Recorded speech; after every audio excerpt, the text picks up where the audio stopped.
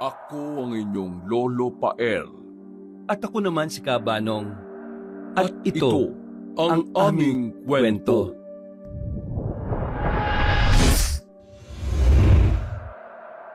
Marami sa atin ang humihingi ng second chance sa tuwing tayo ay nakakasala. Subalit, hindi madaling magpatawad lalo pat krimen ng kasalanan ng isang tao. Tingin ng iba, wala ng ibang paraan para burahin ang kasalanang minsang nagawa. Dahil hindi rin kaya ng pagpapasensya na buhayin ang biktima. Si Marie, isang ex-convict dahil sa salang pagpatay, ang muling hihingi ng kapatawaran sa mga tao. Ikukwento niya kung paano agrabyaduhin ng mga tao sa labas ng selda ang mga tinaguriang kriminal. Nyemas, ano? Buhay prinsesa ka? Aba, anong oras na oh? Ano sa tingin mong ginagawa mo rito? Nagbabakasyon? Sorry po, Auntie Lida. Napagod lang ako sa biyahe. Aba, kinapagod ka o ano? Dapat matuto kang makisama. Isa pa, kumuha ko ng kalamansi na ibebenta kay Mang Kanor. Ilako mo yon. Siguraduhin mong mauubos ha? Kundi malalagot ka sa akin. Ngayon na po, pwede po bang tsaka na lang? Mag-a-apply po kasi ako ng trabaho eh. Ano ka mo? Trabaho? Niloloko mo ba ako? Sinong kumpanya ang tatanggap sa isang katulad mong kriminal? Kakalaya mo lang! Di po ako kriminal.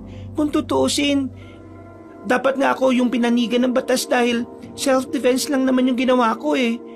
Kung di ko yung ginawa, baka na-rape na ako ng adik na yon. Ha? Talagang sasagot kang punyemas ka? Don, magtinda ka na! Ikaw, kapag may kumari ako nagtanong kung dito ka na nakatira, sabihin mo hindi ha? Eh, bakit naman po? Talaga naman dito ako nakatira eh.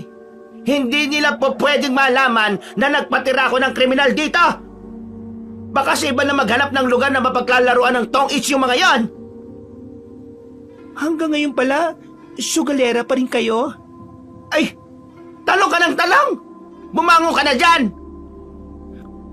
Masama yung loob kong bumangon sa higaan, Kabanong. Wala kasi akong ibang choice kundi umuwi ng probinsya matapos kong makalaya sa 5 years na pagkakakulong. Kapatid ni Auntie Lida ang namatay kong nanay. Magmula noon, kung ituring kami nito ay parabang hindi kami kadugo. Ex-abroad kasi siya. Marami na rin mga properties na naipatayo kaya gano'n na lang niya kami kung maliitin. Mabilis na lang akong kumilos para mag-prepare sa pagtitinda. Ayoko na rin kasing makarinig pa ng masasakit na salita galing sa kanya. Pero tama nga siya. Nung makalipas na araw kasi na sumubok akong maganap ng trabaho, ay walang nag-hire sa akin. Noong mga araw na yon, nalungkot ako. Kaya't mas ginugol ko na lang yung oras ko sa pagtitinda ng kalamansi. Malas lang, palagi ako napapagalitan ni Auntie dahil hindi ko maubos ang ipinapatinda niya. Dahil yun sa iniiwasan ako ng mga tao sa lugar namin. Hindi ko na nga lang siya pinapansin pero isang araw, hindi na ako nakapagpigil dahil sa gusto niyang gawin ko. Ay babae, pansin ko, ilang araw mo nang hindi nauubos sa mga ipinatitinda ko sa iyo ah. Eh, sinabi ko naman ho sa inyo kasi iniiwasan ho ako ng mga tao. Sa totoo lang, lahat ng mga sinasabi nila tungkol sa akin eh, yung mga chismis nyo sa kanila. Ba yan? Aba, so anong ibig mo sabihin? Na ako ang nagpapakalat ng chismis dito sa lugar? Ganun na nga po, Auntie. Bakit po ba ganyan yung ugali ninyo? Nakapag-abroad lang naman kayo pero naging matapobre ka na? Abay, walang yung batang to ah. Aba, para lang sabihin ko sa'yo, may karapatan naman siguro akong lait-laitin ka dahil ako nagpapalamon sa'yo. Bayad ko rin naman po yun ng pag-aalila nyo sa akin dito, di ba? Kulang pa rin yan. Yung mga pinapakain ko sa'yo, mga spam, imported pa yan. O sige, para matapos na, ano po ba yung gusto nyong gawin ko? Kasi, itong kapitbahay natin, nag-aalok sa akin ng trabaho. Baka raw meron akong kakilala na maganda at balingkinitan. Eh, ikaw naisip ko. Dahil mana ka naman ang ganda sa akin eh. Eh, ikaw na lang. Ano naman pong trabaho yan? Sa bar, table-table ka lang sa mga customer. Huwag ka mag-alala. Hindi ka nila gagalawin at hindi ako papayag na mangyari yon. Ano ho? Nako, wag na ho. Hindi ko kailangan kumita sa ganyang paraan. Ayoko ho. Sinigawan na naman ako ni Auntie Kabanong matapos kong tumanggi sa alok niya. Tinanggap ko na lang ang lahat ng sermon niya. Wala rin naman akong magagawa. Malaki talaga ang galit niya sa akin. Kaya nung mga araw na lumipas, mas naghanap ako ng pagkakakitaan. Nagtinda ako ng mga puto at pichi-pichi. Yun nga lang, umupa ako ng pupwedeng magtinda. Buti naman, sumakses ako.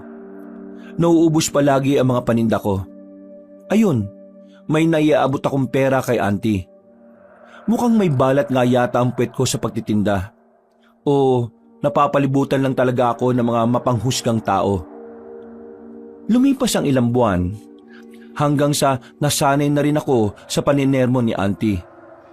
Isang araw, umuwi ang nag-iisang anak niya galing sa Maynila. First time kong makita yung pinsan kong binata.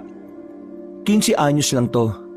Sa totoo lang, nagulat nga ako dahil malayong-malayo ang ugali nito kay Auntie. Hello po ate. Ito po, pasalubong ko sa inyo.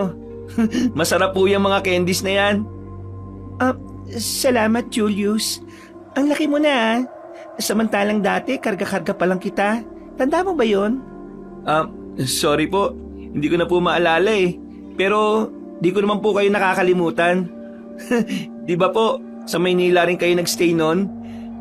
Bakit po hindi man lang kayo bumisita sa akin doon? Ay, nako, siyempre, busy din ako. Siya nga pala, anong grade mo na?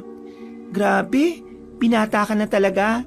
Konti na lang mas matangkat ka na sa akin eh. Mag-grade 9 na po. Na-late po kasi ako ng 1 year sa school dahil nagkasakit ako eh. 6 months po akong na-confine kaya na-forced drop po ako. Eto ba yung naoperahan ka?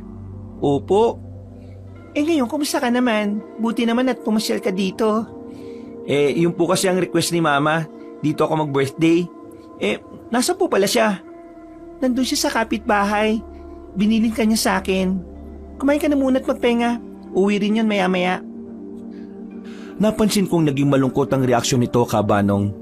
Imbis na kumain, nagmadali itong pumunta sa kwarto.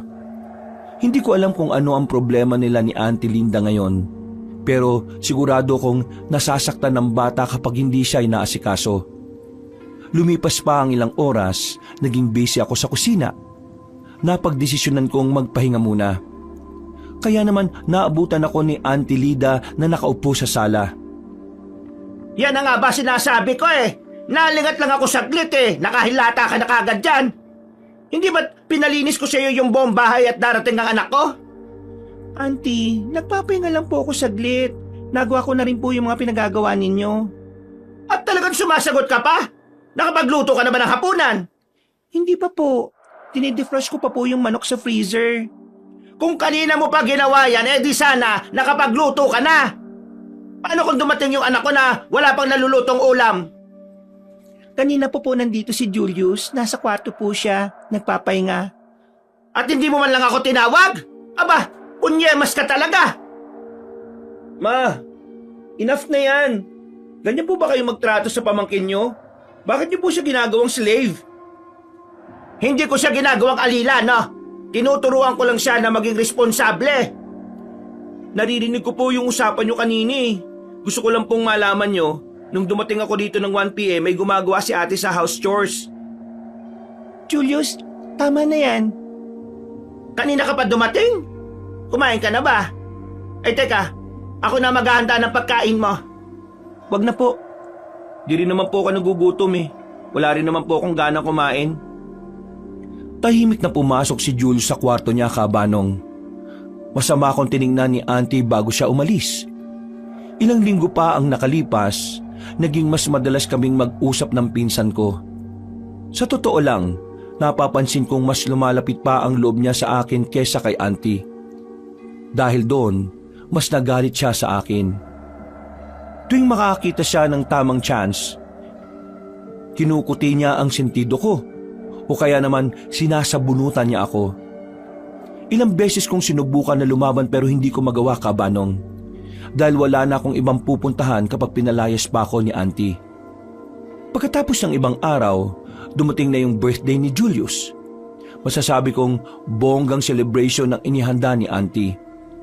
Nag-arkila pa kasi siya ng video okay at bumili ng lechon. Pero puro mga kaibigan niya ang bumisita. Katukatulong niya ako sa kusina para magluto. Sa totoo lang Kabanong, sumakit nga ang buong katawan ko dahil sa pagbubuhat ng mabigat. Sa madaling salita, ginawa na naman niya akong alila. Tuluyan na namang sumama ang loob ko sa kanya dahil sa salita nito sa akin. Anong gagawin mo? Bakit may bitbit kang plato, ha? Para kanino yan? Mamaya mo napakainin yung aso! Hindi po. Para po sa akin to. Hindi pa po kasi ako kumakain eh. Isa pa, kape lang din yung almusal ko kanina. Ba't salamat ka pa nga eh, pinagkapig pa kita! Mamaya ka na kumain kapag wala nang bisita. Nag-i-enjoy pa kami rito eh. Bakit po? Ang kapal naman ng mukha mong magtanong. Siyempre, ayaw kitang makita nila. Natatakot sila sa kung anong krimen ang pwede mong magawa sa kanila. Grabe naman po kayo magsalita. O ano, aangal ka? Totoo namang kriminal ka, di ba? Ma, tama na ho. Grabe naman po kayo oh. Ipinagtatanggol mo na naman yung pinsan mo. At saka, anong grabe magsalita? Totoo naman ang sinasabi ko Na kriminal siya?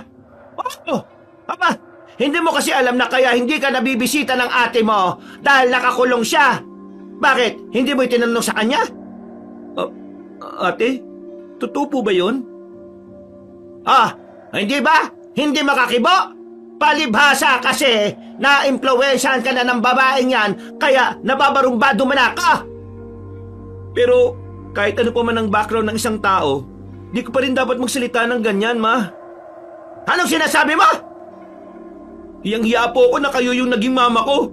Akala ko po, nagbago na kayo pero hanggang ngayon, lulong pa rin pala kayo sa pagsusugal. Hindi yan totoo! Bakit tayo napunta sa ganyang usapan? Gusto ko lang pong ipaalala sa inyo kung anong klaseng tao po kayo. Sabi po sa Catholic school, dapat maging humble ka. Hindi mo dapat ginagamit ang achievements mo para lang mandapak ng ibang tao. Napakagatlabi na lang ako nang makita yung pagtulo ng luha ng pinsan ko, Kabanong. Nawalan ako ng kibo sa sinabi nito. Nag-walk out naman si Auntie para bumalik sa mga kaibigan niya. Lumipas ang gabing yon, hindi na lumabas ng kwarto si Julius. Panigurado, masama ang loob nito sa kanya. Isang umaga, naglakas loob ako na kumatok sa kwarto para dalhan nito ng breakfast. Buti na lang pinagbuksan ako nito. Nakasimangot ito sa akin, pero ako, hindi ko mapigilan ang ngumiti sa kanya. Hello, good morning. Napansin ko, hindi ka kumain ng gabi. Eto, nagdala ako yung puto na itinabi ko. Pansin ko kasi na favorite mo yun eh. Thank you po, ate. Busog pa kasi ako eh. Medyo marami din po kasi ako nakain. Buti naman. Bakit pala nakaligpit yung mga damit mo? Uuwi ka na ba? Opo, uwi na po ako sa Maynila. Nag-birthday ka lang talaga dito? Pero may pasok ka na ba sa school? Wala pa naman po eh. Sa isang buwan pa. Babalik lang po ako sa Maynila kasi ayoko po makipag-away kay mama. Yun palang tungkol kay Auntie. Bakit pa parang malayo ang loob mo sa kanya? Nung bata pa po kasi ako, iniwan niya ako sa kapatid ni Papa. Di ko alam kung bakit niya yung ginawa kahit alam niyang binubugbog ako doon. Hanggang ngayon, ginagawa pa rin nila po yun sa akin. Ano? Isinumbong mo na ba ito sa kanya? Wala rin naman po siyang pake kung magsumbong ako eh. Kaya nga naiinis ako.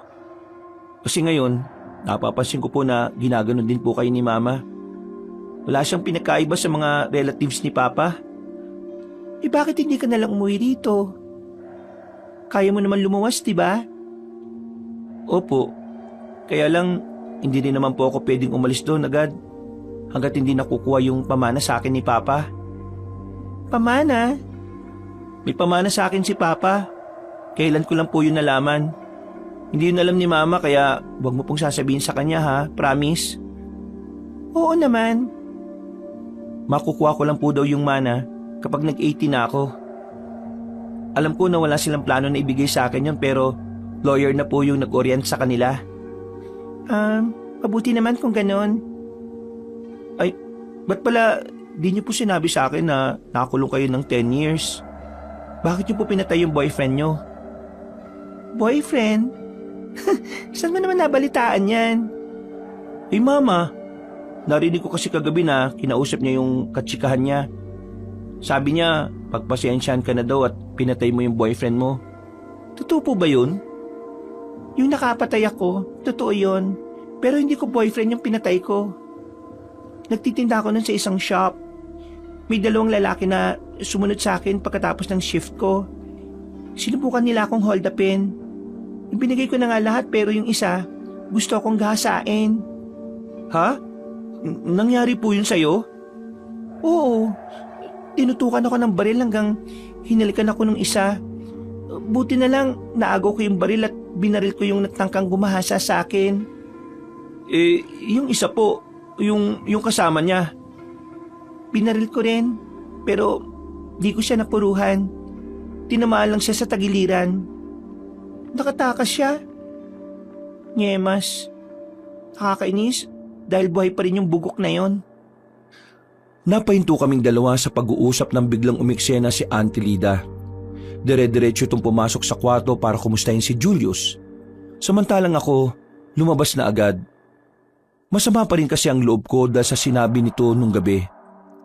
Narinig ko na lang ang pagsasagutan nilang dalawa habang abala ko sa pagluluto ng ititinda ko. Higit kalahating oras pa ang lumipas bago bumaba si Julius. Sinubukan ko siyang kumbinsin na magstay muna doon hanggat bakasyon pa. Hindi rin kasi ako mapakali tungkol sa ikinuwento niya sa akin. Hindi ko rin inasahan na makaka-experience siya ng ganon. Naglakas ako ng loob na magtinda noong mga sumunod na araw. Humina kasi ang kita ko. Wala tuloy ako naging sapat na pang-abono sa sweldo ng tagatinda ko. Mabuti na lang, sumama sa akin si Julius. Pinilit niyang sumama sa akin. Boring daw kasi kung sa loob lang siya ng bahay tatambay. Ayaw din niya makita si Auntie. Masasabi ko, nag-enjoy naman siya na tumulong sa akin na magtinda. Masayahin na binata ang pinsan ko, Kabanong. Pogi rin ito kaya palagi kaming nakakaubos ng paninda. Pero isang gabi, matinis na boses na naman ni Auntie Lida ang sumalubong sa amin pag-uwi.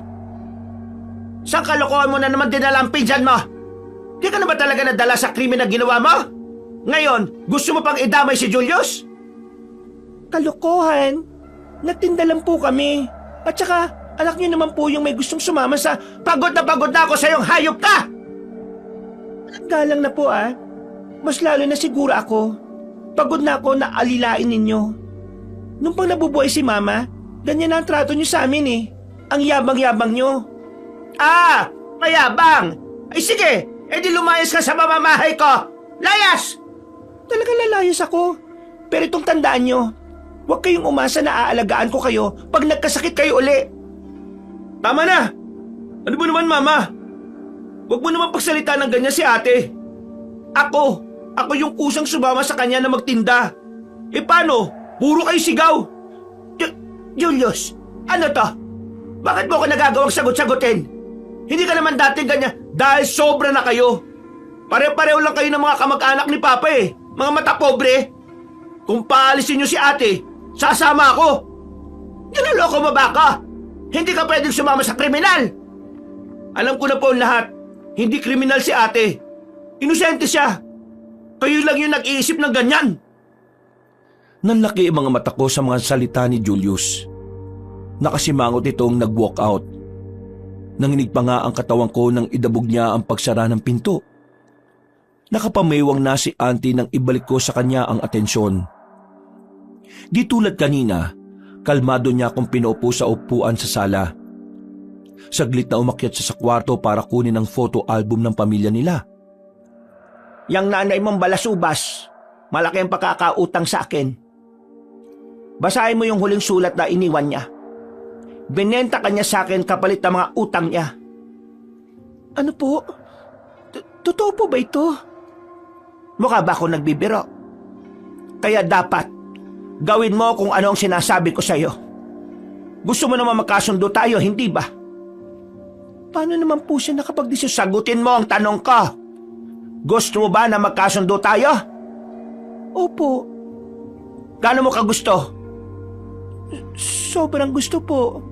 Kasi kayo na lang din po ang kamag-anak na medyo ka-close ko. Mabuti naman kung ganon. Kung yan talaga ang bet mo, may papagawa ako sa'yo. Ano po yun? Basta, mangako ka na hindi ito malalaman ng pinsan mo. Maliwanag ba? Opo, pangako po. Hindi ko magawang tumanggi sa kanya, Kabanong. Nung gabi din yun, sinamahan ako ni Auntie sa kaibigan niya para mag-apply sa bar. Si Lorraine, manager sa bar.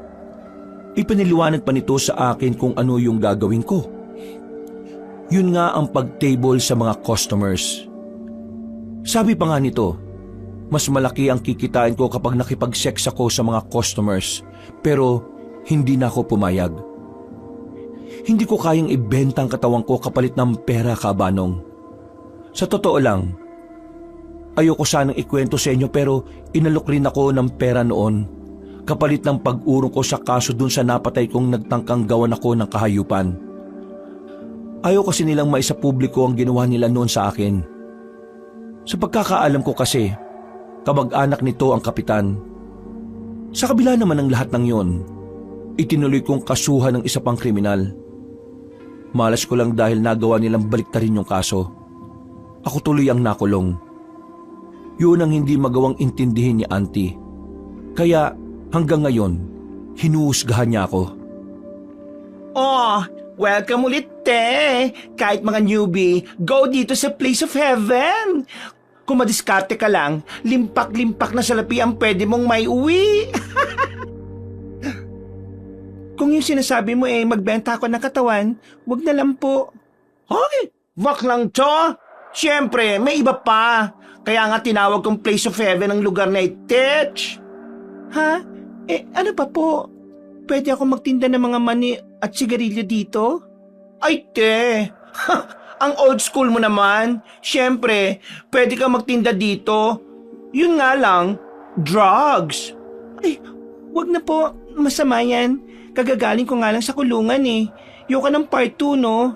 Ay, true ka dyan. Basta dito, safe ka naman. Yun nga lang, maraming nagmamatsyag. Nagmamatsyag?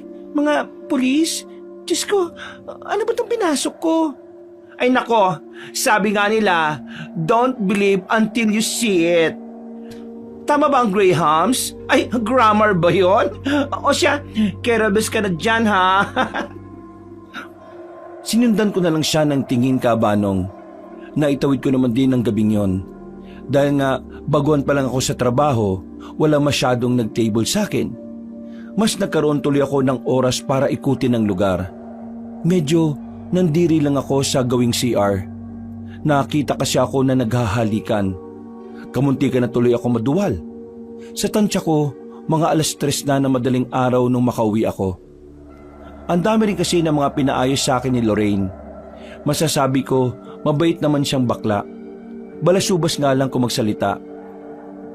Yun bang parang tambay na walang filter ang boses? Nabubwisit nga ako tuwing magsasabi to ng bastos pagkausap ako, Kabanong. Pinagtitinginan tuloy kami ng mga ilang customers. Di nagtagal, nasanay na ako sa environment na pinagtatrabuhan ko. Mas dumoble ang naging kita ko kaysa magtinda ng mga puto. Tuwang-tuwa naman ako dahil mas malaki ang perang na ibibigay ko kay Auntie. Mas naging close pa kami dahil doon. Pero nang minsan, nadatnan ko siyang nasa pasugalan. Itinataya ang pera na pambayad sana namin ng bills. Kaya hindi ako nakapagpigil at tinila ito pauwi sa bahay. Nung gabing yon, Kabanong, uminit agad ang ulo ko dahil lasing ako. Anong ibig sabihin nito? Kaya ba meron tayong disconnection sa kuryente kasi hindi ka pa nakapagbayad? Aba, bakit ganyan ka kung magsalita sa akin?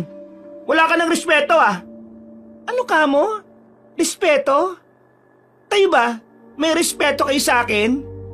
pumasok ako sa bar para maging bayaran. Gusto kong makatulong sa inyo.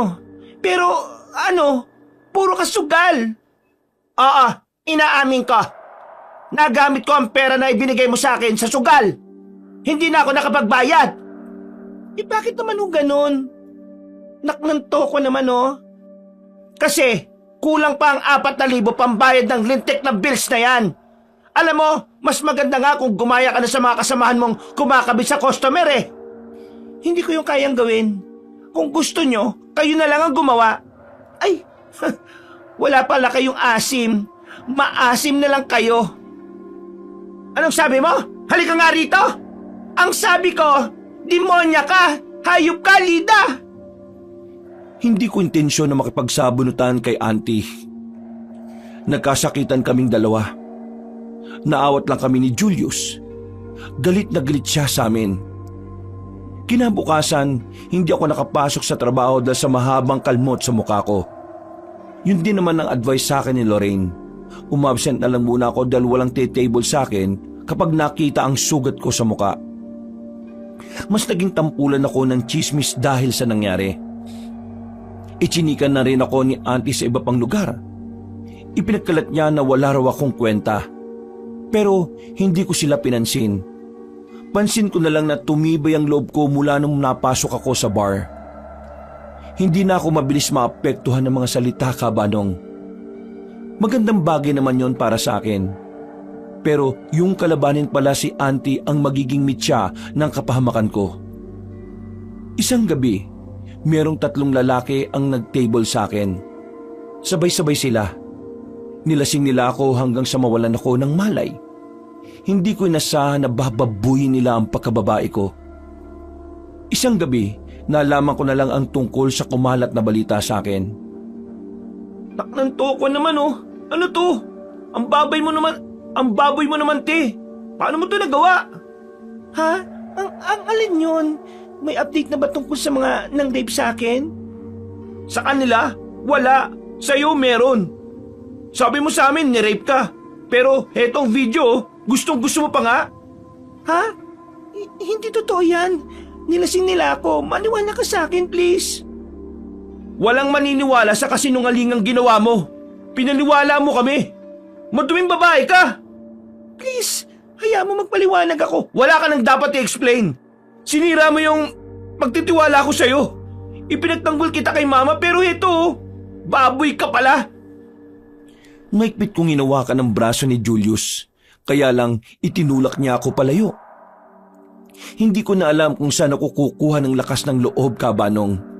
Wala rin naman akong mukha na ihaharap sa mga tao. Sobrang nahihiya ako. Ilang linggo akong nagkulong sa kwarto. Tiniis ang gutom at mga masasakit na salita ni auntie. Sinubukan ko rin magbigti pero bigo ako. Gabi ng Miyerkules, tumakas ako sa bahay. Pumunta ako sa bahay ni Lorraine para humingi ng tulong. Pero halos mawalan ako ng pag-asa nang marinig ang usapan nilang dalawa ni auntie. Saktong naroroon siya. Perfect ang pagplano mo, Mars. Nagawa mo siyang siraan at di ko yun bet. Kaya lang, medyo bubita ka sa part na yun dahil dinamay mo pati yung apelyido nyo. Kasi naman, yung pamangkin ko, ipinahiya ko sa mga kumari ko. Pinalabas ba namang ninakaw ko yung pera na binibigay niya? Pero true lalo naman yon, hindi ba? Nakakaawa nga yung pamangkin mo O paano yan? Napunta na ng far away ang loob niya sa iyo. Ay nako, wala akong pakialam. At saka, bakit naman parang kumakampi ka pa sa kanya? Paano nga, evil auntie ka? Maawa ka naman sa bata, no? Nasa 20 anyos pa lang yata yan. Tingnan mo, tinakasan lang siya ng mga goons na inupahan mo para galawin siya. Boba ka talaga?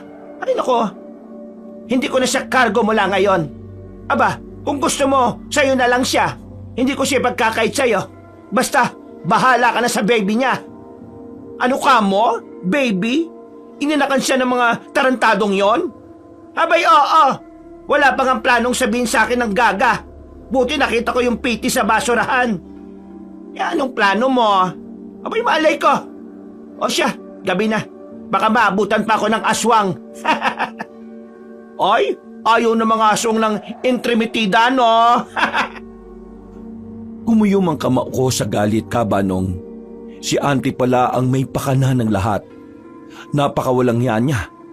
Pasimple akong nagtago sa likod ng puno para hindi niya ako makita. Dire-diretso naman akong pumasok sa bahay ni Lorraine. Nagulat pa nga ito nang makita ako. Nagpanggap na lang ako na wala akong narinig. Oh, gabi na. Kumusta ba ang feelings mo? Putya, gusto ko magiganti. Mga hayop sila. Di ba close mo naman si auntie? Aminin mo, may kinalaman ba siya dito? Shh! Oo, meron. Kinuwento niya sa akin kanina kung paano niya pinlano ang lahat. Putya, gaganti ako. Papatayin ko sila. Uy, korek ka dyan. Magalit ka. Damdamin mo yung galit. Walang masama kung magtatanim ka ng sama ng loob sa kanila. True ka naman eh. Animal talaga sila. Pwede mo ba akong tulungan?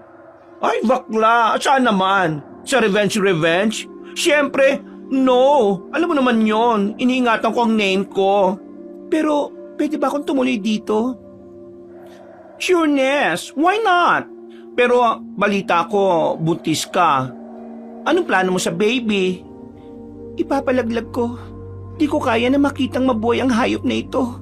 Aba, huwag mong gawin yan ah. Bad luck yan sa life. Ay nako, ganito na lang. Kapag nanganak ka, bigay mo na lang sa akin yan. Hindi ako nagdalawang isip na pumayag, Kabanong. Inisip ko rin kasi, hindi ko naman kayang itaguyod ang bata kung magbabago ang isipan ko. Nakaka-pressure para sa akin tong mga karanasan ko. Wala sa pag-aakala ko na mauulit ang pang-aabuso sa akin. Pangalawang beses na to, pero talo pa rin ako. Kinabukasan, 4:00 ng umaga nang tumakas ako sa bahay. Bitbit ko ang mga gamit ko at nagpunta ako kay Lorraine. Inaabangan niya ako sa gate. Nakangiti pa nga ito nung sumalubong sa akin. Tinulungan niya ako mag-ayos ng gamit nang makapasok kami sa bahay niya. Kahit pasigurado na ako sa plano namin, di pa rin mawala sa isipan ko si Julius. Magmula nang makita niya yung kumalat na video, hindi na ako nito kinausap. Kadalasan, parang hangin na lang itong nagdadaan sa paligid ko. Sa kabila ng lahat, pilit kong inaayos ang sarili ko, Kabanong. Sinunod ko rin yung advice ni Lorraine na mas alagaan ang sarili ko. Lumipas ang ilang buwan. Pansin kong lumaki na ang tiyan ko. Nagsimula na rin akong maglihi. Nagpa-ultrasound ako at nalaman kong lalaki ang nasa sinapupunan ko. Habang tumatagal, lumalaki na rin ang mga gastusin ko. Napilitan tuloy akong maghanap ng trabaho. Buti na lang, tinulungan ako ni Lorraine. Maayos naman ang naging trabaho ko bilang tindera sa karinderya. Minsan, sumasideline ako para magtinda ng siomai. Hindi nagtagal, na-realize ko na inuulan na kami ng blessings. Ewan ko ba pero parang nasa isang panaginip ako. Yung tipong trabaho na mismo ang lalapit sa akin kaya palagi akong masaya, Kabanong. Pero sa hindi inaasahan, nabalitaan ko na lang na na-ospital si auntie. Bala ko pa nga sanang wag na itong bisitahin pero si Julius na mismo ang sumundo sa akin. Pagkarating doon, naabutan ko siyang nakahiga sa kama. Nagkunwari naman akong naawa pero sa totoo lang, deserve niya yon. Bigla na lang siyang inatake. Di ko nga alam kung anong nangyari. Sabi ni Doc, di pa rin daw malaman kung anong nangyari sa kanya. Kailan pa siya dito? Ikaw, kumusta ka na? Ako? Hindi ako okay. Nagpa-check kami sa albularyo last time kasi yun ang sabi ni Mama. Di niya sinunod yung advice nung nanggagamot eh. Ha? Albularyo? Bakit? Ang sabi, kinulam daw siya. May nakaaway na naman kasi yan si Mama eh. Ewan ko ba? Sa Manila, di naman uso yung mga black magic na yan. Nakaaway? Bakit daw? Oo, sa palengke yun. Bumili siya doon ng isda pero namahalan kaya yun, nang lait. Hindi naman din pumayag yung nagtitinda na siraan ni Mama yung paninda nito. Ano nangyari nung gabing yun? Doon nagsimula yung sakit niya sa tuhod. Ewan ko ba dyan? Nagpamassage na din siya pero di pa rin gumaling. Mas lumala pa nga ngayon eh. Mukhang kailangan nating mag-usap. Ha? Tungkol saan? At saka, kanino ko pa napapansin na parang di ka naaawa kay mama. Sa totoo lang, hindi talaga. Dahil si auntie ang dahilan kung bakit ako na-rape. Ha? Hanggang ngayon ba naman, siya pa talagang Hindi ko siya sinisisi. Narinig ko silang makausap ni Lorraine. Inamin niya na siya ang nagplano talaga ng lahat. Eh di ba, doon ka nagstay ngayon? Walang Diyo naman. Kung alam mo pala, di sana umalis ka na doon. Bakit nandun ka pa? Dahil ipapaampun ko yung baby ko sa kanya. Tapos Nanigas ang buong katawan ko nang biglang mag-seizure si auntie. Nakatirik ang mga mata niya. Para siyang nag-hallucinate ng mga oras na yon, Kabanong. Sa tansya ko, nasa 5 minutong tinagal ng panginginig niya. Sa kabilang banda, pilit kong pinakalma si Julius nang maramdaman ang pagpapanik nito. Hinika din ang pinsan ko. Buti na lang may nebulizer sa ospital. Ilang araw ang lumipas, dinischarge na si auntie. Sinukuan na siya ng mga doktor kasi wala na raw pag-asa. Ilang test na rin kasi ang ginawa pero wala pa rin maayos na resulta. Kaya naman binisita ko ang albularyo na nanggagamot kay auntie noon, si Lolo Tirso. Dali-dali itong pumasok sa loob ng bahay nang makita ko. Doon ako nakatunog na may problema ito sa akin. Naglakad ako palapit sa pintuan nito at kumatok. Mabuti na lang dahil binuksan din ako ni Lolo Tirso. Yun nga lang, bigla ito nagsaboy ng asin sa harapan ko. bakit to? Ano bang problema? Hanggang ngayon, wala ka pa rin alam? Ikaw ang problema. Teka lang, hindi ko kayo maintindihan. Nandito po ako para linawin ang lahat. Please, tulungan niyo po si auntie. Hindi mo ba napapansin? Magmula nang makilala mo si Lorraine, ay minalas na ang buhay niya. O baka nabulag ka rin ang salapida sa trabaho na alok niya sa'yo. Ano? Ano naman ang kinalaman niya rito? Binulag ka na nga niya talaga. Si Lorraine, siya ang may kagagawa ng lahat kay Lida. Siya ang dapat niyong sisihin at iwasan, ngunit mukhang huli na ang lahat. Ano? Bakit po siya? Anong meron? Mangkukulam si Lorraine. Hindi lang yon, leader siya ng mga aswang. Marami na siyang naging biktima at malapit ka nang mapabilang sa mga yon dahil ganid ka. Hindi totoo yan. Sumama lang ako sa kanya dahil ipapaampun ko sa kanya tong magiging anak ko. At saka, paano naman niya yun magagawa kay auntie? Magkaibigan sila. Ano ba sa tingin mo ang unang kumikitil sa pagkakaibigan ng dalawang tao? Inggit, hindi ba? Inggit? Bakit naman mainggit si Lorraine? Dahil mataas na ang darating ni Lida kumpara sa kanya. Utang na loob, panuhala ka sa akin, iha. Sakim si Lorraine sa kapangyarihan. Magkaibigan sila magmula bata pa. Dati akong hardinero sa bahay nila nung bata pa si Lorraine. Payak ang buhay niya ngunit nagbago ang lahat nang mamatay sa aksidente ang kanyang mga magulang. Dahil doon, napariwara siya lalo na nang malaman niya na baon ang pamilya niya sa utang. Kaya walang naiwan sa kanya. Ganun po? Huwag kang sumabat, hindi pa ako tapos magsalita. Dahil doon, nalaman ko na ang umampon sa kanya ay aswang. Kaya humanda ka. Nalalapit na ang muling pagsakop nila sa lugar na ito. Uunahin niya ang tiyahid mo. Sinungaling ka. Wala kang kwenta. Si Lorraine ang tumulong sa akin, kung alam mo lang. Padubog akong naglakad palabas ng bahay niya, Kabanong. Hindi naman din kapanipaniwala ang mga kwento niya. Sumama lang ang loob ko ng dahil doon. Ilang linggo ang lumipas, hindi ako nagpakita kina Julius. Humihilab kasi ang tiyan ko. Sabi ni Lorraine, mas mabuti raw na magpahinga muna ako. Pero nabalitaan ko na patay na si Auntie Lida. Wala akong naramdamang awa para sa kanya. Tanging paalala ko sa sarili ko, deserve niya kung anong nangyari sa kanya. Ni hindi nga rin ako nagpakita sa burol niya. Ilang araw matapos mailibing si auntie, nanganak na ako.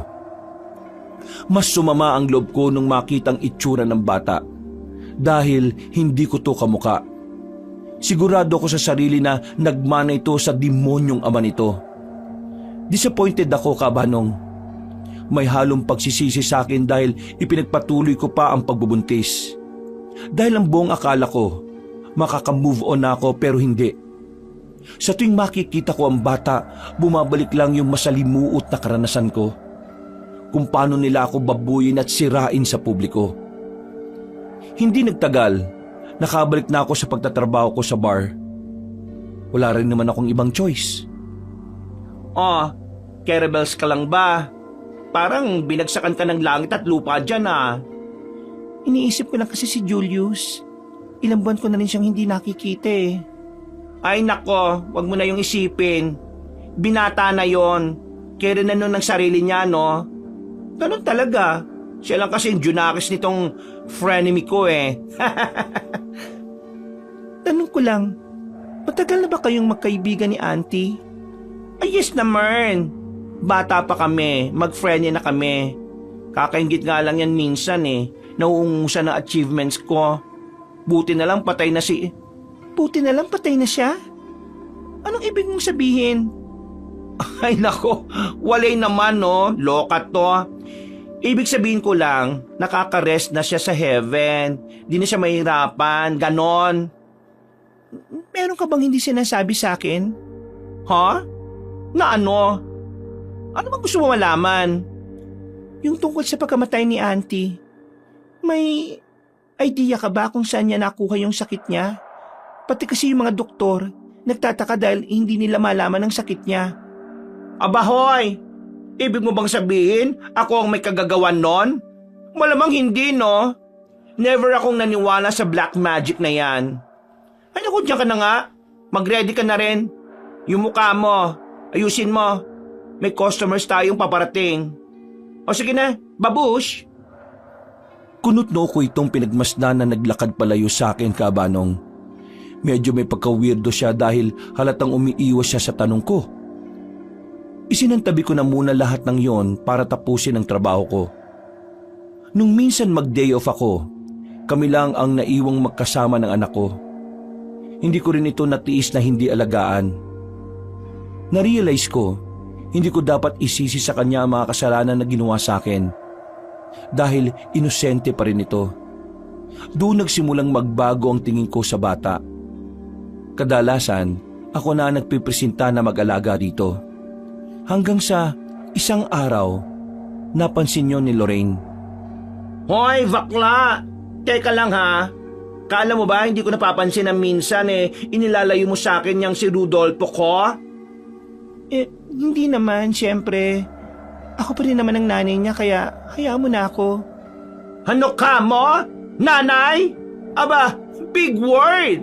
Kailan ka pa nagpakananay dyan, Aber? Baka naman nakakalimutan mo yung usapan natin, ha? Hindi naman, no. Ang sa akin lang, wag mo naman sanang i-big deal yung ba't minsan inilalayo ko siya sa'yo.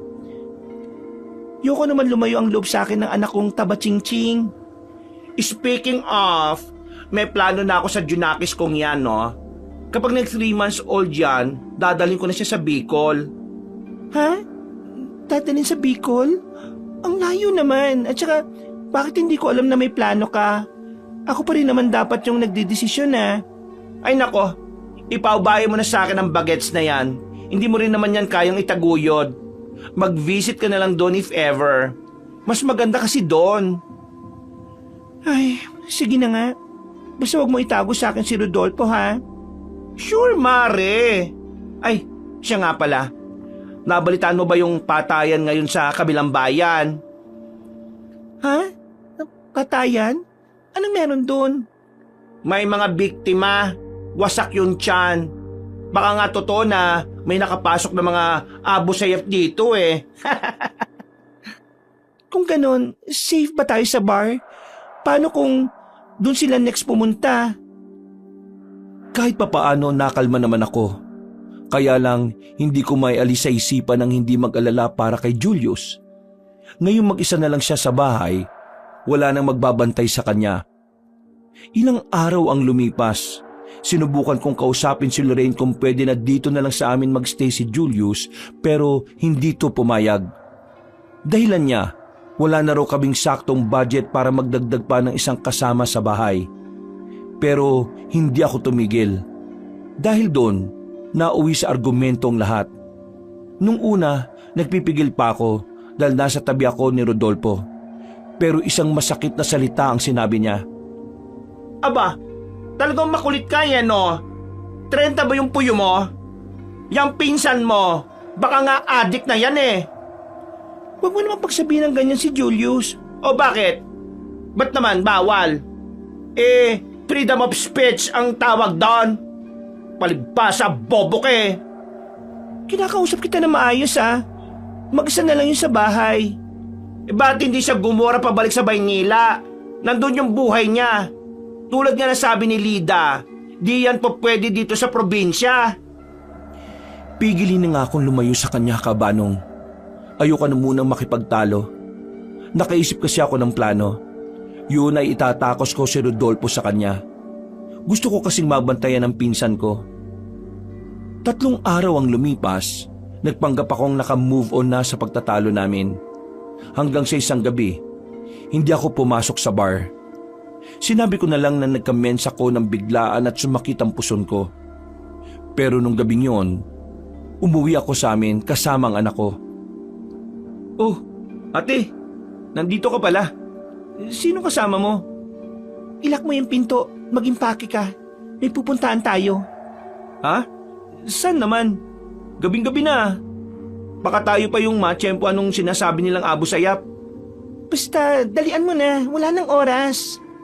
Ay naku naman, sige na nga. Teka, kumain ka na ba? Hindi pa nga eh. Di ko kasi alam kung paano magluto. Pero kanina, bumili na lang ako dun sa tindahan ng ulam. O sige, sabay na tayong kumain. Dalian mo na. Bakit ba parang namumutla ka?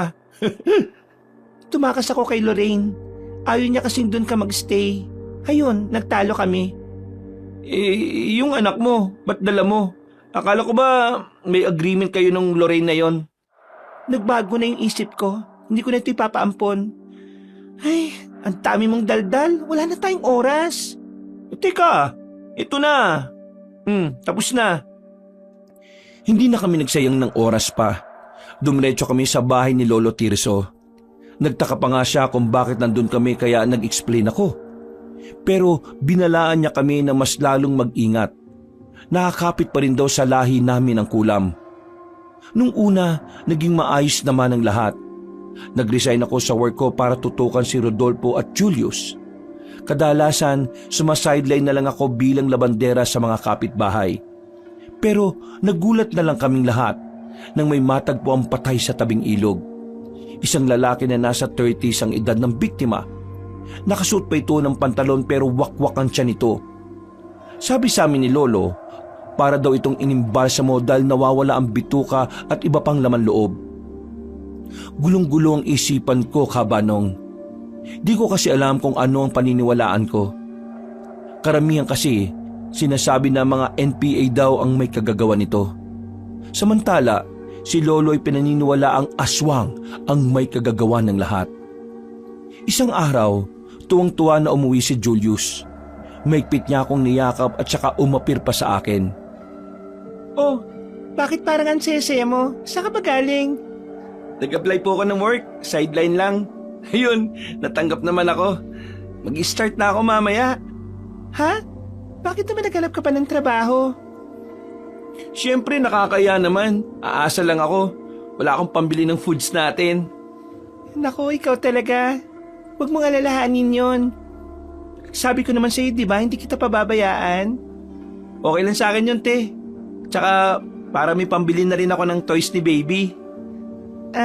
Salamat Kahit pa kasi anong nangyari sa atin, andiyan ka pa rin para sumuporta. Ano ka ba? Past is past. Kahit naman mag-away tayo, magkasin pa rin naman tayo eh. So, forgiven na. Nax, talaga nga naman. Inglesero na si Manila boy. Uy, hindi naman oh. Ay siya nga pala, may pasalubong pala ako sa inyo. Mukhang stress ka eh. Oh, Bakit parang nagbago ang mood mo? Ayos ka lang ba? Medyo sumakit lang po yung tiyan ko. Sure ka? O itong tubig inom ka muna. Init-init kasi tas lalabas ka pa. Gusto ko lang naman tumulong sa inyo Nataranta ako nang biglang nangisay si Julius. Bumula rin ang bibig niya kaya't nagsisigaw ako. Buti na lang narinig yun kagad ni Lolo. Nagpatulong ito sa akin para buhatin si Julius para ihiga sa kama. Maya-maya lang dugo naman ang isinuka niya. Ano pong gagawin natin? Bigla na lang siya nagkaganyan. Tumawag na po kaya ako ng ambulansya. Hindi ambulansya ang kailangan ng binatang ito, kundi ang orasyon. Sige na, kunin mo yung mga kagamitan ko sa likod. Ha? Orasyon? Bakit? Anong meron? Paniguradong kinukulam na siya ni Lorraine. Hindi ba't binalaan na kita noon? Sigurado ako na balak ni Lorraine na kuhanin ng mag-ina. Kapalit yun ng pagiganti niya sa iyo. Paghiganti? Saan? Wala naman akong ginagawa. Ninakaw mo yung dapat sana'y anak niya. Huwag ka na magtanong. Sundin mo na lang ako. Kunin mo yung gamit ko sa likod. Huwag mong kalimutan yung kandila at planggana, ha? Sige po, teka lang po. Kumaripas ako ng takbo para kunin yung mga gamit ni Lolo. Pagbalik ko, sinindihanan niya agad ang kandila at ipinatak ito sa tubig na nakalagay sa planggana. Tahimik kong pinagmasdan yon. Laking gulat ko na maging shape ng isang tao ang mga ipinatak niya. Nakita mo yan. Korting mukhang babae na may hawak na manika ang nagpapahirap sa pinsan mo. Alam kong matagal na niyang plano yan. Putyang yan, pati pinsan ko'y dadamay niya. Hayop siya. Nagawa niyang manipulahin ako pero hindi ba kaya naman pong ibalik sa kanya yung sumpa? Kaya, pero delikado. Bakit po? Leader siya ng mga aswang. Kaya't kung siya kagad ang pupuntiryahin natin, mas mahihirapan tayong kalabanin ng mga kasamahan niya dahil maraming tao ang madadamay. Kung ganun, paano ko po malalaman ng kuta nila? Hindi basta-basta ang pagsugod sa mga aswang, iha. Kakailanganin mo ng lakas at pag-iensayo sa pakikipaglaban sa kanila. Turuan niyo po ko, please. Bukas ng umaga, maganda ka. Batid kong mapapagod ka sa mga ipagagawa ko sa'yo. Teka, ano si Julius? Paano kung Huwag ka mag-alala. Ako nang bahala. Basta sundin mo ang mga payo ko. Maliwanag? Opo. Gumising ako ng maaga kinabukasan, Kabanong. Chinek ko muna si Julius kung okay na ba ito. Naabutan ko naman si Lolo Tirso na nagkakape sa labas. Siyempre, lumapit na ako sa kanya. Bago pa man namin simulan ng training, binalaan niya ako na medyo madugo yung labanan sa aswang. Nanood naman ako at nakinig sa mga aswang stories noon. Kaya lang, hindi ko alam kung ano ang pwedeng mangyari kapag ako na mismo ang lalaban sa kanila. Tumagaktak ang pawis ko nung simulan namin ng ensayo, pero hindi ako nagreklamo. Tinuruan ako ni Lolo Tirso kung paano gamitin ang buntot pagi. Sabi niya, 40 years na daw to sa kanya. Ingat na ingat akong hawakan ito tulad ng sabi niya. Tama naman siya. Mas matanda pa sa akin yon ng 12 taon. Kung hindi nyo kasi naitatanong, 28 pa lang ako. Ayun nga, pagkatapos ng ilang oras ay ako na mismo ang sumuko sa training. Bukod sa naliligo na kasi ako sa sariling pawis, kinakapos pa ako ng hininga. Samantalang si Lolo, chill na chill lang. Wala kang makikitang kahit na anong hirap sa kanya. Saglit na pumasok ako sa loob para i-check si Julius, Kabanong. May malay na siya. Bago sumapit ang hapon, panandalian ako nagpaalam kay Lolo para sumaglit sa palengke. Bumili ako ng pangsahog sa ulam. Nag-request kasi si Julius ng chapsuy. Pero bago ako makauwi, nakasalubong ko si Lorraine sa bakanting lote. Itinulak ako nito dahilan para mailaglag ko ang ilang hawak. Demonya ka! Nasaan si Rodolfo? Nasaan ang anak ko? Ano ka mo? Anak? Meron ka ba nun? Di ba baog ka? Di ba lalaki ka? Wala kang sinapupunan. Gaga! Ba nakakalimutan mo yung kasunduan natin na ibibigay mo sa akin yung anak mo? Oo, tama ka. Nakalimutan ko na nga.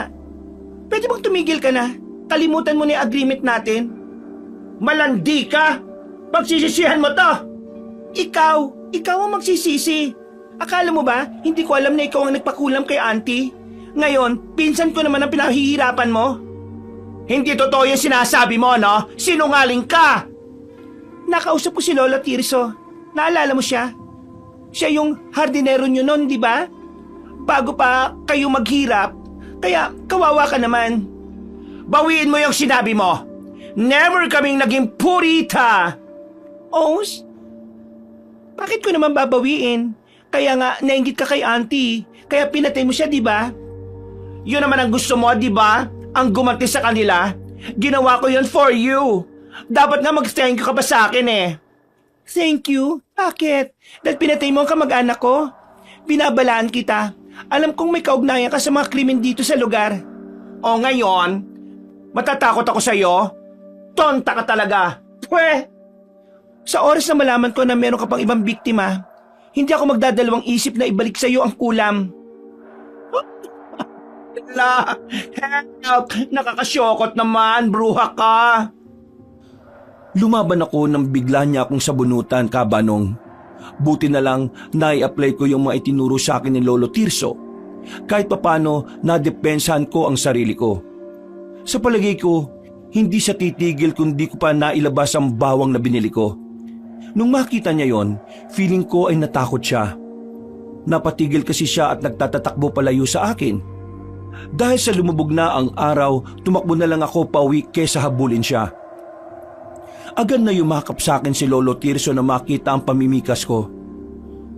Binigyan niya ako ng mainom nang mapansing tumatagaktak ang pawis ko. Si Rodolfo po, nasan siya? Kamalma ka lang. Nandun lang ang anak mo, nakikipaglaro kay Julius. Sandali nga, bakit ba ganyan ang itsura mo?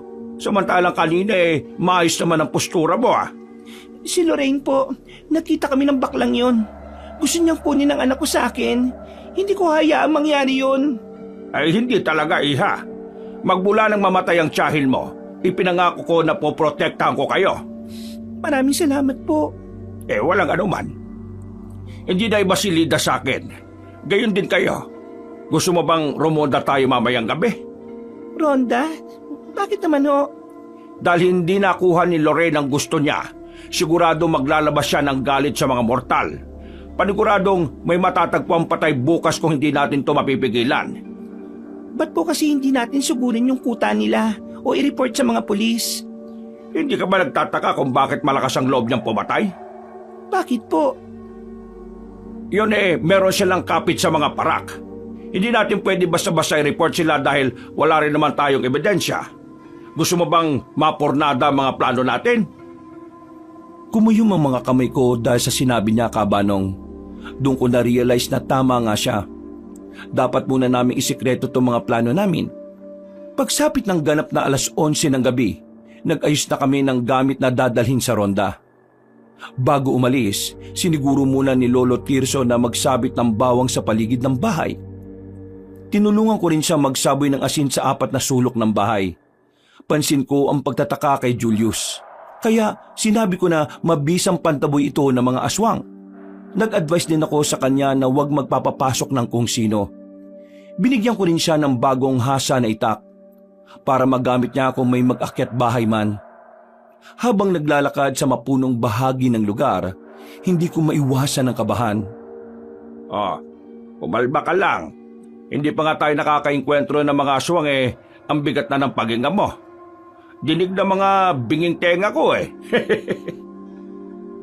Pasensya na po. First time ko kasi to Para akong nasa horror house. Huwag ka mabahala. Armado ka naman at itinuro ko na sa iyo ang paggamit niyan. Ilang beses niyo lang pong itinuro sa akin yun Di ko naman ma-master agad ang paggamit. Kaya nga, watch and learn. Ako ang kikilos. Makiramdam ka lang o sakali.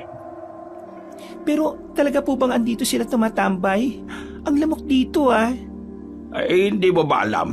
Nako, nakalimutan kong sa Maynila ka pala nakatira. Sa bagay, puro gusali doon Oo nga ho Oo, dito sila tumatambay. Dito rin nila dinadala ang biktima na malayo sa bahay. Bakit po Ha? Tinakpan niya ang bibig ko, Kabanong. Pinagbasnan ko lang na dahan-dahan siyang naglakad. Marahan niya rin pinutol ang sanga ng saging. Dahil sa mataas na sinag ng buwan, nakita ko agad si Lorraine. Kasama yung isa pa naming kasamahan sa trabaho. Pareha silang nakasuot na above knee na bestida. Napangangako ng maya-maya ay may lalaking lumapit sa kanilang dalawa. Halos maduwal ako nang magsimulang maghalikan ng dalawa. Samantalang nanonood lang si Lorraine. Susugurin ko na nga sana mga ito pero pinigilan ako ni Lolo Tirso. Sabi niya pagmasdan ko daw muna ang nangyayari.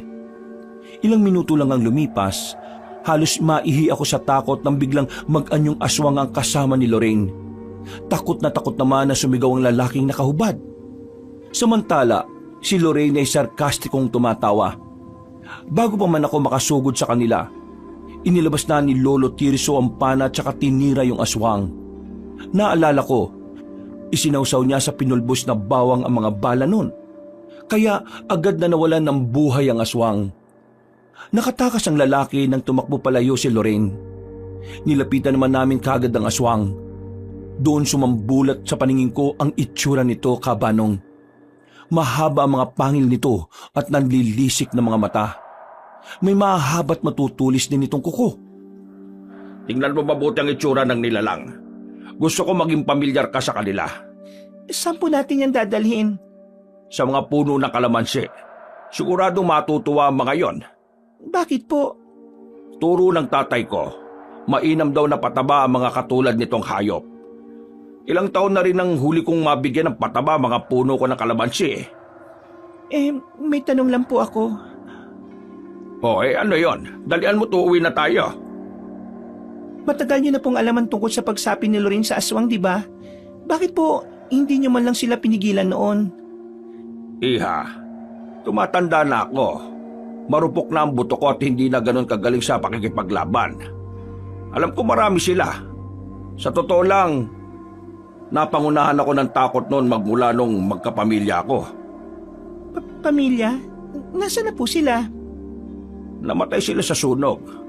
Sila ang dahilan kung bakit kamuntikan ko ng talikuran ng pagiging albularyo ko. Dahil natatakot ako na baka galawin din sila ng mga aswang. Hindi ko sila maproteksyonan noon dahil hindi naman naniniwala si Mrs. sa mga ganitong uri ng nilalang. Pati na rin ang mga anak ko. Pasensya na po't naitanong ko pa. Kumuha pa siya ng buwelo para mabuhat ang nilalang na yon, Kabanong. Maingat kaming naglakad pa uwi sa bahay. Sandaling sinamahan ko muna si Lolo sa likod para tulungang magukay. Ibinaon niya ang bangkay ng aswang sa lupa. Malapit sa namumulaklak na puno ng kalamansi. Nang makapasok kami sa loob, nagtaka ako dahil mabilis na lumabas si Julius ng kwarto. Bitbit ang itak na binigay ko sa kanya. Diyos ko ate, kayo lang po pala yan. Kala ko kung sino na eh. Kumusta po lakad nyo? Ox naman. O ba't parang tense na tense ka? Okay ka lang ba? Medyo po. Pero kanina kasi may kumakatok sa pinto natin eh. Malakas yung katok. Nung hindi ko binuksan yung pinto, napansin kong pilit niyang binubuksan yung doorknob. Ganun ba? Mabuti naman at hindi nakapasok. Paktay siya sa akin kung nakapasok siya. Trespassing siya eh. Mabuti naman. Nasaan pala si Rodolfo? Andun. Tulog na tulog. Medyo ang hirap ng patahanin kanini. Ang lakas ng iyak niya. Anong sabi mo? May kumakatok dito kanina? Opo, baka po isa sa kasama nilang aswang. Imposible. Dahil sinabitan ko na maraming bawang ang pintuan eh. Pero bakit wala na ron? Oo nga no. Di kaya may nagnakaw o kasama ng kulto na tao? Natahimik si Lolo Tirso sa sinabi ko, Kabanong. Samantala, napansin kong bakas ang pagtataka ni Julius. Nung gabing yun, natulog kaming tatlo sa isang kwarto na magkakatabi. Request yun ni Julius dahil natatakot daw siya sa aswang. Lumipas ang ilan pang mga araw, nadadalas ang pinsan ko sa computer shop. May daladala siyang ballpen at notebook tuwing pupunta roon. Hanggang isang umaga, tinanong ko na ito dahil sa pagtataka. Ano ba yung ginagawa mo sa notebook? Kala ko ba i-chat mo lang yung mga kamag-anak mo sa Maynila? Nagsisearch din ako tungkol sa mga aswang. Alam niyo po ba, 1600 years na ang nakalipas? Astig nga po sila eh. Medyo may hawig daw sila sa vampires. Kaya lang, organs yung kinakain nila at hindi lang dugo. Tama ka dyan. Uso rin po yung tik-tik sa mga buntis. Walang ganun sa Maynila eh. Paano naman kasi, saan sila lilipad? Sa rooftop ng building? Loko-loko ka talaga. Halika na nga, mag-ain na tayo, tanghali na. Ito naman, joke lang naman yun. Uy, buhati mo na si Rodolfo. Padededayan ko na rin yan para makatulog na. Si Lolo Tirso po, nasaan? Sandali lang kami kumain dahil hinanap kagad namin si Lolo. Halos umikot na kami sa buong barangay pero hindi namin siya nakita. Hanggang sa merong isang kapitbayang lumapit sa amin. Sinabi nito sa amin na nasa police station ang hinahanap namin. Sa kabila ng pagtataka kabanong, lakas loob kaming nagpunta roon para i-confirm ang balita. At tama nga ito, tahimik na nakakulong sa selda si Lolo Tirso. Sabi ng mga pulis, may nag-report daw na may bitbit na bangkay ito kagabi. Doon ko naalala na kaya hindi ako hinuli ay dahil nauna si Lolo na umuwi sa akin. Kaya lang hindi pa rin ako tumigil hanggat hindi siya napapalaya. Ilang linggo kaming inimbestigahan ng mga ito. Buti na lang at walang nakitang ebidensya. Kaya nakalaya rin si Lolo. Maraming salamat. Hindi niyo ako pinabayaan na mabulok sa kulungan. Walang anuman ho. Ilang beses nyo na rin naman po kaming tinulungan eh. Tama po, ang laki na po ng utang na loob namin sa inyo. Nakaka-touch naman yung sinasabi. Aba, putya! Bakit nakalabas yan? Hayop ka? Pinatay mo ang kaibigan ko? Pwede ba? Huwag mo kaming lokohin. Kitang-kita ng dalawang mga mata namin kung paano nyo muntik patayin yung customer. Hindi yan totoo, no? Sinungaling ka talaga. Puro sinungaling lang ba ang alam mong salita? Ikaw ang sinungaling. Ikaw yung gumamit ng black magic kay mama, no? Tarantado ka. Shh! Ako nang bahala dito. At ikaw, bata ka. Kapal naman ang apog mo para Manahimik ka! Pati bata hindi mo na pinalampas. May panahon pa para magbago. Talikuran mo na yung sinasamba mong santo ng kasamaan. Eh, paano kung ayoko, tanda? Mapipilitan akong wakasan ng kasamaan mo. Huwag mong mamalitin ang isang matandang kagaya ko. Papunta ka pa lang, babalik na ako. Isa-isa kaming tiningnan ni Lorraine ng masama bago ito tumalikod at umalis. Maigpit na yumakap naman sa amin si Lolo Tirso.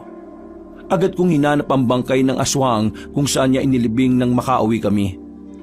Nagtaka ako. Wala kasi ako nakita na kahit na anong kalansay ng nilalang doon.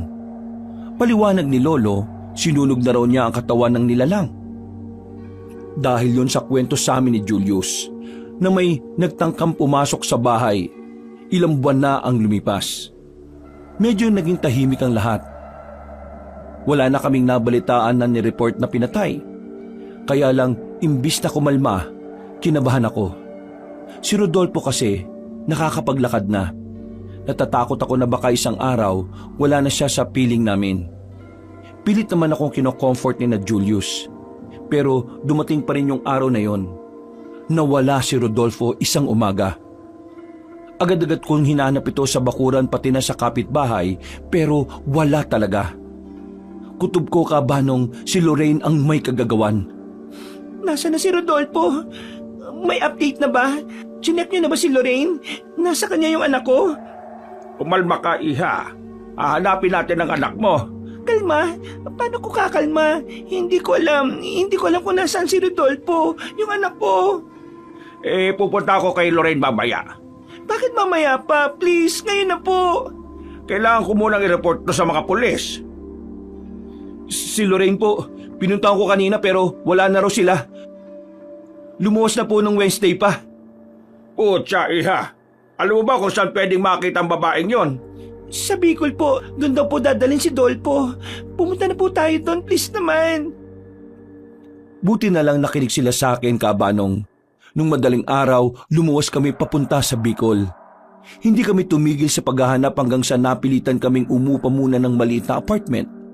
Swerte naman nakilala nung landlord si Lorraine. Dati raw itong umupa sa kanila. Kahit papano, nabuhayan naman ako ng loob. Hanggang sa nabalitaan namin na umatake na naman ang aswang sa lugar namin. Nagkasundo kami na umuwi na muna si Lolo Tirso at si Julius. Samantalang ako, may iwan ako sa Bicol para hanapin si Rodolfo. 3 araw ang nakalipas, di pa rin ako tumitigil sa paghahanap. Nagte-text na lang kami ni Julius. Nung huling update niya sa akin, nagpaturo daw siya kay Lolo kung paano makipaglaban sa aswang. Hanggang sa 1 linggo ang lumipas, ikinuwento niya sa akin na nasa 10 aswang na raw ang napapatay nila.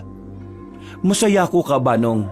Kaya lang, kinakabahan pa rin ako dahil malakas sa mga aswang. Baka di niya kayaning pagtumagal. Nang makakuha ko ng update kung nasan si Lorraine, agad akong pumunta sa address. Masukal ang daan sa loob papasok. Nagkaroon nga ako ng mga gasgas sa binti. Pagpasok ko ron, maraming bahay na gawa sa kahoy ang nakatayo. Medyo modern style na ang mga to. Nasa gitna ng mga yun ang isang ancestral house. Yung itsura noon ay bahay na bato, tulad ng mga bahay ng Kastila nung panahon ng gera. Ilang oras kong pinagmasdan ng lugar hanggang sa makita ko si Rodolfo. Tuwang-tuwa itong tumakbo palabas ng bahay. Naglalaro ito sa siso. Pero maya-maya lang, lumabas si Lorraine para pigilan ng bata. Dahil alam kong hindi ko kagad mababawi ang anak ko, umuwi muna ako. Nagbigay din ako ng update kina Julius na nakita ko na kung saan nag-i-stay si Lorraine. Kaya lang, wala sa pag-aakala ko na isang malaking problema ang kakaharapin namin. Nakidnap daw si Lolo Tirso, kaya't nagpasya muna akong umuwi. Sino kumuha sa kanya? Yung mga aswang, gabi nun, nagronda kami pero bigla nila kaming napalibutan. Hindi ako agad nakakilos kaya naunahan nila ako. Pinalibutan nila ako tapos... Tapos ano? Sabi nila kay Lolo, papakawalan lang nila ako pag sumama siya sa kanila. Kaya kasalanan ko po, ate. Kasalanan ko kung bakit siya nakidnap. Yung mga kalmot mo sa braso, sila ba yung may gawa niyan?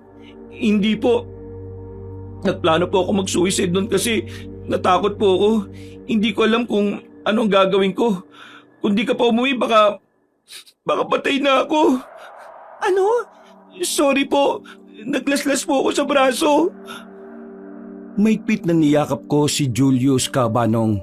Mula nung umuwi siya rito, pansin ko na medyo may pagka-loner na siya.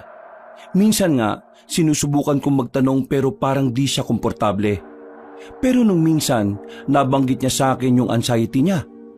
Pansin ko rin na medyo may pagka-people pleaser siya. Binigyan ko siya ng advice.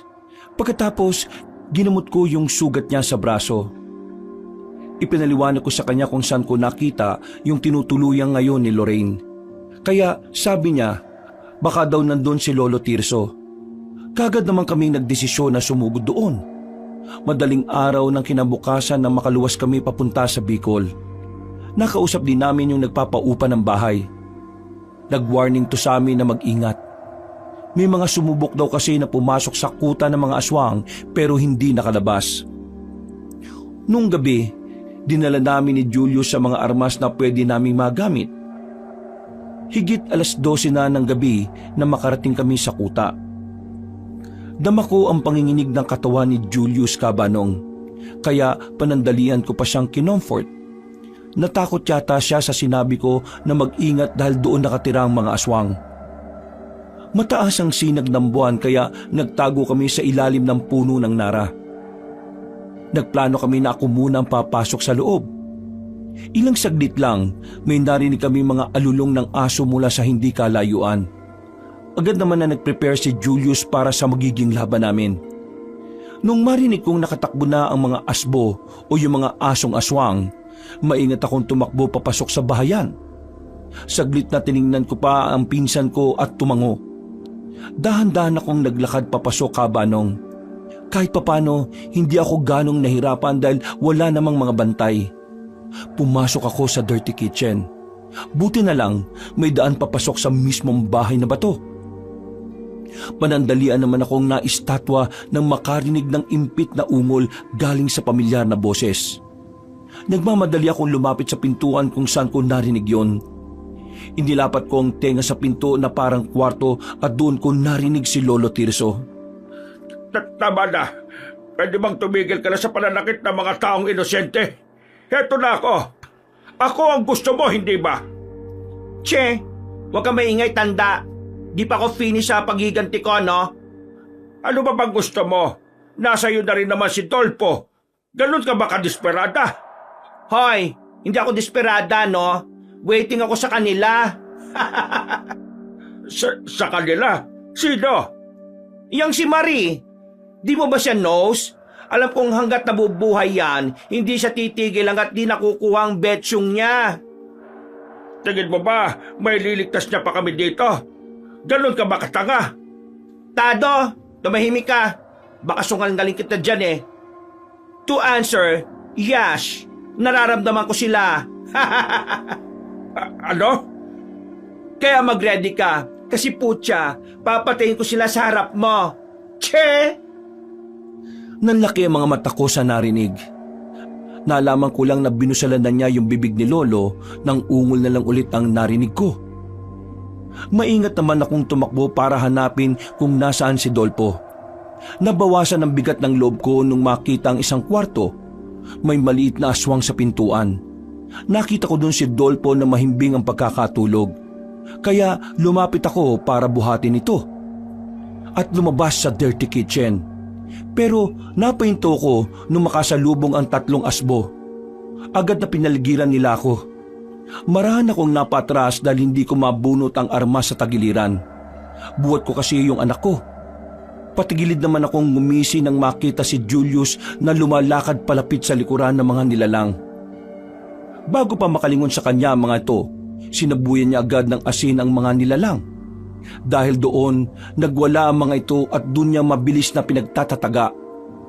Sumubok pa nga na lumaban ang mga to pero naunahan sila ng pinsan ko. Walang buhay na bumagsak ang katawan niya sa lupa. Oh, buti naman at safe na tayo, te. Nasaan si Lolo? Huwag niyo pong sabihin na patay na siya. Hindi pa. Inuna ko munang iligtas si Dolpo. Babalikan ko siya sa loob. Ikaw na muna yung magbantay kay Dolpo, ha? Magtago kayo sa pinagtaguan natin kanina. Hindi po, sasama ako. Papakita ko sa animal ng Lorraine na yan kung sino yung kinakalaban niya. Shh! Huwag matigas ang ulo. Babalik agad ako, pangako. Sino magbabantay kay Dolpo? Ay naku naman. Sige na nga po. Basta, tumawag ka lang ng tulong if need mo, ha? Sige, mag-ingat kayo. Baka may aswang sa paligid. Ako nang bahala sa kanila. Medyo dami ko na rin nakakalaban na aswang ngayon gabi. Gusto kong makaharap si Lorraine eh. Ayop siya. Agad naman na tumakbo kami sa likod bahay nang marinig ang mabibigat na yabag ng mga paa. Kamalas-malasan, nakita kami ni Lorraine kaya matapang ko na itong hinarap. Putya, sabi ko na nga ba nandito kayo eh. Akin ang anak ko. Mapipilitan akong patayin si Tanda. Oh, sinong tinakot mo? Mukha mo lang yun nakakatakot eh, hindi ikaw. Talaga? Nasa akin pa rin ang huling halakhak, bestie. Di ako kailanman papayag na matalo niyo ako. At ano naman ang gagawin mo? Kukulamin mo kami? Ito sige. Hindi, no? Pero hetong gagawin ko. Sigurado matatakot kayo. Bitbit ang 2 matikas na lalaki si Lolo Tirso na lumabas ng bahay. Nang lalambot ang mga tuhod ko nang makita ang pamimikas nito. Puro pasat mga sugat ang katawan nito. Pinigil ko si Julius nang subukan niyang sugurin ang mga lalaki. Kundi ako nagkakamali, yung isa sa mga yon ay ang umampon kay Lorraine. Isang matabang bakla ang sumabunot kay Tatay Tirso. Maya-maya lang naglabas ng bato si Lorraine at nilunok ito. Nag-ibang anyo naman ito pagkatapos noon. Sa tansya ko, nasa 6 feet ang taas ng nilalang. Mahaba ang mga pangil at may matutulis na mga kuko. Putya ate! Meron siyang mutya! Tara, tumakbo na tayo! Tatakbo? Kunin natin yung bato. Pero, di ibig sabihin na tatakas na tayo. Ate, ano ka ba? Malalagay sa peligro si Dolpo kapag pinilit natin na labanan yan. E di sa'yo na muna siya, tumakas ka na. Ako lalaban sa kanya. Pwede ba? Hayaan mo ako. Ako na lang. Tumakas na kayo. Pabayaan nyo na ako dito hanggat maga pa. Sumunod na lang ako sa gusto ni Julius, Kabanong. Nakita ko kasi kung paano malisik ang mga mata niya sa akin.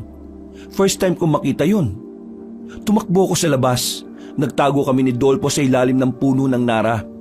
Sobrang alerto ko nung mga oras na yon dahil wala na yung isang lalaki na kasama ni na Lorraine kanina. Pinanood ko lang kung paano kalabanin ni Julius ang nilalang. Na-amaze ako sa galing niyang kumilos, Kabanong. Tanging buntot pagi lang ang armas niya. Kalkulado pa rin niya yung mga galaw niya sa kabila ng galit na dinaramdam. Wala na rin ang takot ng pinsan ko habang binabanatan si Lorraine. Naririnig ko ang bawat paggampas ng buntot pagi sa katawan nito. Ilang saglit pa, malakas na sumigaw si Lorraine. Bumagsak ito sa harapan niya. Maya-maya lang, bumalik ito sa pagiging tao. Napansin ko rin na nailuwan nito ang bato, pero nangihina lang ito dahil sa mga sugat na natamo. Hindi pa ito tuluyang namatay. Dahil alam kong nawakasan na ang kasamaan ng mga ito, hinubad ko na ang armas na suot tsaka mabilis na tumakbo palapit sa kanila. Isang malaking pagkakamali ko yon, Kabanong, dahil bago pa man kami makalapit, isang asbo na ang sumugod sa amin. Nakagat ako ng nilalang sa braso dahilan para mabitiwan ko si Dolpo. Umatungal naman siya kaagad. Gusto ko sana tong lapitan pero hindi ko magawa. Kasalukuyan kasing nasa ibabaw ko ang aswang at hinahabhab ang braso ko. Wala akong ibang nagawa kundi ang tumili. Tumulo yung luha kong tumitingin kay Julius. Halatang natataranta siya. Maski siya, hindi niya rin alam kung paano ko ililigtas. Marahil na lang akong pumikit at nagdasal. Pero bago pa man ako tuluyang mapatay ng malaking aso, merong isang malaking nilalang ang pumigil dito. Kumukha nung nilalang ang nakalaban ng pinsan ko. Mabagsik ito.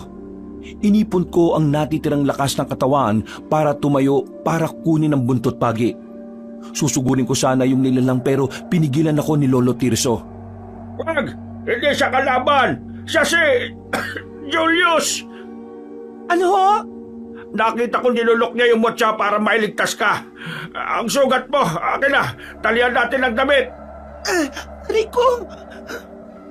Napapangiwi na lang ako habang binabalutan ni Lolo Tirso ang sugat ko, Kabanong. Ilang saglit pa, nakaramdam na ako ng pagkahilo. At doon, unti-unting dumilim ang paningin ko. Nagising na lang ako na nakahiga ako sa loob ng ospital. Pinilit kong tumayo pero biglang humapdi ang sugat ko sa braso. Nakabalot na ito ng benda nung tingnan ko. Maya-maya, pumasok na si Lolo Tirso sa loob. Nakasuot na ng sling ang kaliwang bahagi ng braso nito. Ngumiti ako nung lumapit ito sa akin.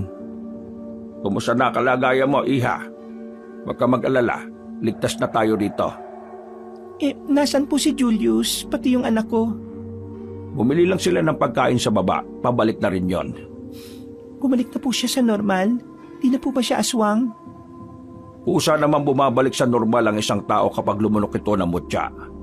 Medyo nababahala nga ako eh. Bakit po? Malakas ang kapangyarihang taglay ng mutya. Kaya kailangan nating gabayan si Julius. Hindi po ba yung delikado? Bakit po hindi nyo nalang kunin yun sa kanya? Gusto ko siya ang mag-alaga ng mutya. May tiwala naman ako sa pinsan mo. Dahil noong panahon na magkasama kami, nakitaan ko siya ng determinasyon na matuto at lumaban sa kung anumang pagsubok ang tatahakin niya sa buhay. Gising ka na pala. Oh, ito po yung lugaw oh. Binilang po kita. Salamat ah.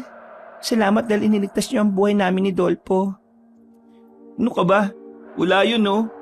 Pero wag ka mag-alala sa mga aswang na yan. Naubos ko na sila. Ang sarap pala ng feeling na gamitin tong mutya. What if gamitin ko to na para manghunting ng aswang na natitira pa? Shh! Hindi dapat ginagawang biro ang mga ganyang bagay ha. Dahil magmula ngayon, ikaw na mag-aalaga niyan. At dapat na maging responsable ka. Maliwanag? Opo. Nagjo-joke lang naman po ako eh. Sorry po ah. Lumipas ang higit isang linggo. Na-discharge na rin kami sa ospital. Laking pagtataka ko nga dahil wala kaming binayaran. Late na rin nila nasabi sa akin na kapitan pala ang sumagot sa lahat ng bills namin. Pati mga gamot, sila rin ang nag-sponsor. Tulad ng sabi ni Lolo Tirso, wag na lang daw naming ipaalam ang tungkol sa mutya. Nalaman pala kasi ni Kapitan yung tungkol sa paglaban namin sa mga aswang. Blessing in disguise na rin po yung landlord na nakilala namin. Siya raw po kasi yung nakichika kay Kap tungkol sa kabayanihan namin. Mula naman noon, wala nang bangkay na natagpuan sa lugar. Matapos namin makarecover, tinuruan naman agad ni Lolo ang pinsan ko kung paano kontrolin ang kapangyarihan ng mutya. Ilang buwan nang nakalipas, naging okay naman ang pag-iinsayo niya. Kaya lang, hindi ko pa rin maiwasan ang kabahan. Nag-decide si Julius na mag-drop na muna sa school para bantayan kami. Plano niya na rin kasing mag-transfer dito sa probinsya. Hindi na raw din kasi niya gusto doon. Sawa na siyang kasama yung mga matapobreng kamag-anak niya. Hinayaan ko na lang siya kung ano ang gusto niyang gawin, Kabanong. Kahit naman kasi sabihin ko na mas malaki ang opportunity sa Maynila, aayawan niya pa rin. Kasiyahan pa rin ang gusto niyang unahin at agree ako doon. Hindi kalaunan, nag-orasyon si Lolo Tirso para ibalik kay Lorraine ang kulam. Masasabi ko, naging successful naman yon. Isang araw, kinausap ako ni Julius. Oh, asikasuhin ko na lang yung mga requirements ko ha. Babalik ako dito. Dito na lang ako titira para makasama ko tong pamangking ko. Ikaw talaga, ang sweet mong tito, no? Sige ka, pag sinanay mo yan, baka hindi na yan humiwalay sa'yo. Okay nga yun eh. Para mahawaan ko ng kapugian tong si Dolpo. Kapag lumaki pa to, tuturuan ko na rin tong manligaw. Loko-loko ka talaga. Oh, bakit ako na naman? Kasalanan ko ba na magmana ako sa'yo na artistahin? Nako, halina nga kayo't kumain na. Lalimig pa tong sabaw na niluto ko eh. Sinigang po, tsaka buro. Wow, favorite ko to. Abay, oo, naalala ko kasi ito yung nire-request mo nung magkasama tayo dito. Salamat po. The best ka talaga na lolo in the world. Ngumiti ako na makatinginan kami ni Lolo. Ang dami namin na natutuhan sa buhay, Kabanong. Una, huwag magpadala sa inggit. Ika nga ni Lolo sa amin, matuto kami maging grateful sa bagay na kung anong meron kami.